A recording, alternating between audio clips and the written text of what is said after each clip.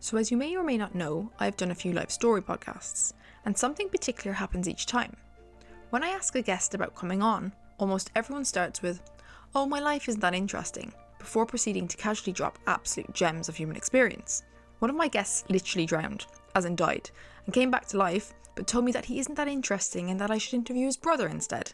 It's fascinating, really.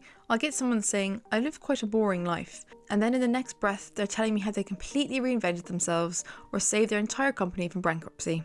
Boring, apparently, is a very elastic concept. But here's what I've really learned from all these conversations, be it published or casual. We're often rubbish at seeing what's normal versus standout in our own lives. It's like trying to read a book but with our nose pressed against the pages.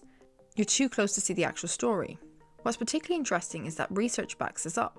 A 2022 study in the Journal of Personality and Social Psychology found that people consistently underestimate how interesting others find their experiences. They call it the conversation gap, where we think we're boring others, but our listeners are actually quite engaged.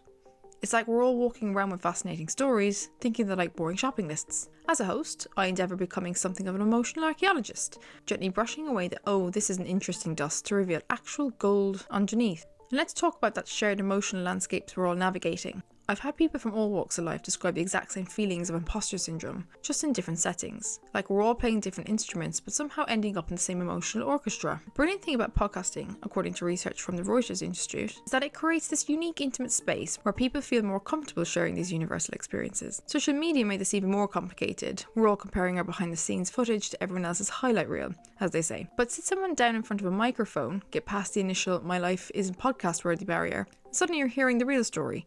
The messy, beautiful, complicated version that never seems to make it to Instagram. What's really struck me is how this medium creates what anthropologists call deep listening spaces.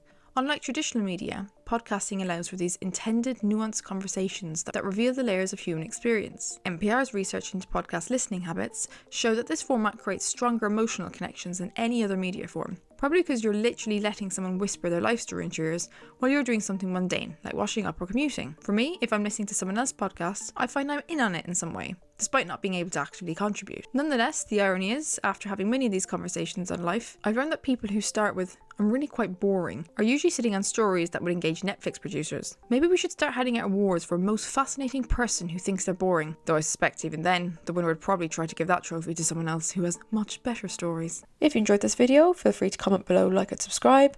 Other than that, I'll see you in the next one.